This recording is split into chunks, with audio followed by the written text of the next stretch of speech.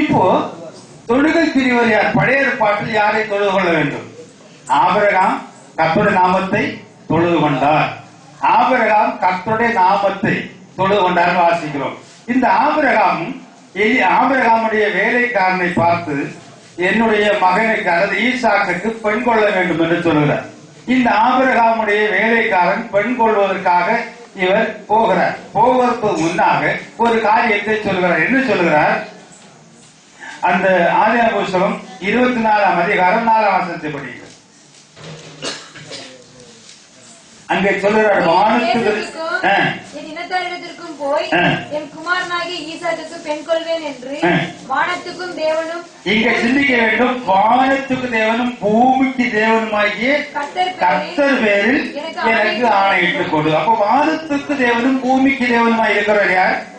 கர்த்தர். அப்படித்தானே? வானத்துக்கு தேவனும் பூமிக்கு தேவனுமாய் இருக்கிற கர்த்தர் பேரில் எனக்கு ஆணையிட்டு கொடு என்று சொல்கிறார். சரி, அந்த கர்த்தர் யார்?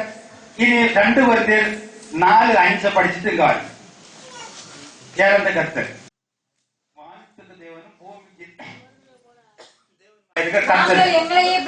பவுல் அப்போது சொல்லுகிறார், நாங்கள் எங்களை பிரசங்கியாமல் கிறிஸ்து இயேசுவை கர்த்தர் பிரசங்கிறோம். அப்படின்னா யார் கர்த்தர்?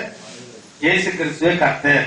வானத்துக்கு தேவன் பூமிக்கு தேவனுமாய் இருக்கிற கர்த்தர் பேரில் ஆணையிட்டு கொடு.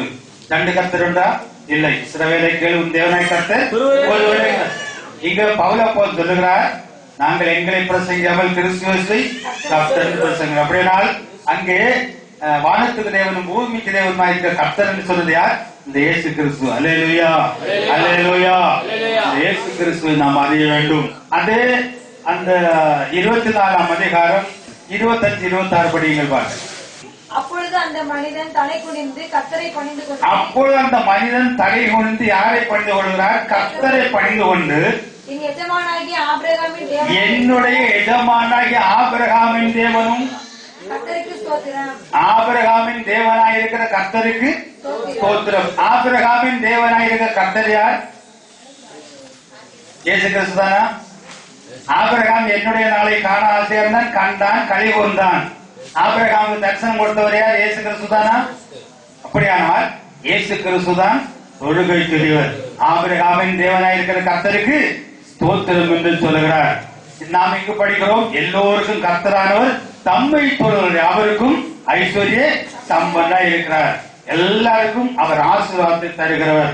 அந்த ஆபிரகாமை ஆசீர்வதித்த தேவன், ஆபிரகாமை ஆசீர்வதித்து ஒட்டகங்களை பெருக பண்ணினவர், வேலையாட்களை பெருக பண்ணுகிறவர், மிருக ஜீவன்களை, ஆடுகளை, ஒட்டகங்களை எல்லாம் பெருக பண்ணுகிற அந்த தேவன் தான் இங்கு நமக்கு நம்மை ஆசீர்வதிக்கிறவர், ஐஸ்வர்ய சம்பன்னாய் இருக்கிறார். அல்லேலூயா, அல்லேலூயா. இனி ஆபிரகாமை அங்கே அழைத்தவர் யார்? அழைத்து வந்த எத்தனை பேர் அழைத்து வந்தார்கள்? அந்த நெகேமியாவின் புஸ்தகம் 9ஆம் அதிகாரம் 6ஆம் வசனத்தை படியுங்கள் பாருங்க. 6-7. நெகேமியா 9ஆம் அதிகாரம் 6-7 வசனம் என்ன சொல்கிறது? நெகேமியா 9:6-7. எத்தனை பேரு? நீர் ஒருவரை கர்த்தர், நீர்தான் வானாதி வானங்களையும் அவையுள்ள சர்வ சேனைகளையும் பூமியையும் அதிலுள்ள எல்லாவற்றையும் சமுத்திரங்களையும் அதிலுள்ள எல்லாவற்றையும் உண்டாக்கினீர். இந்த எல்லா ஜீவஜாலங்களையும் நீர் காப்பாற்றுகிறீர். வான சேனைகள் உம்மை பணிந்து கொள்ளுகிறது. ஆபிரகாமை தெரிந்து கொண்டு, நீர் ஆபிரகாம், எப்படியானால் ஆபிரகாமை தெரிந்து கொண்டவர் யார்? சகலத்தையும் சிருஷ்டித்தவர். நீர் ஆபிரகாமை தெரிந்து கொண்டு அவனை ஊர் என்கிற கல்தேரின் பட்டணத்திலிருந்து புறப்பட பண்ணி அவனுக்கு ஆபிரகாம் என்று பெயரிட்டு அழைத்து தேவனாகிய கர்த்தர் நீர். அல்லேலூயா, அல்லேலூயா. 5ஆம் வசனத்தில் பார்க்கும் பொழுது அவரைத்தான் தொழுது கொள்கிறார்கள்.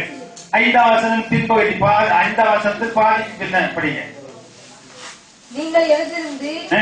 அனாதையாய் என்றென்றைக்கும் இருக்கிற அனாதியாய் என்றென்றைக்கும் இருக்கிற உங்கள் தேவனாகிய கர்த்தரை ஸ்தோத்திரி உங்கள் தேவனாகிய கர்த்தரை ஸ்தோத்திரியுங்கள் என்று சொல்லி என்று சொல்லி கர்த்தரை நோக்கி எந்த ஸ்துதி எந்த ஸ்தோத்திரத்திற்கும் துதி ஸ்தோத்திரத்திற்கும் மேலான உம்முடைய மகிமையுள்ள மேலான உம்முடைய மகிமையுள்ள நாமத்திற்கு ஸ்தோத்திரம் உண்டாவதாக. ஸ்தோத்திரம் உண்டாவதாக. அல்லேலூயா, அல்லேலூயா.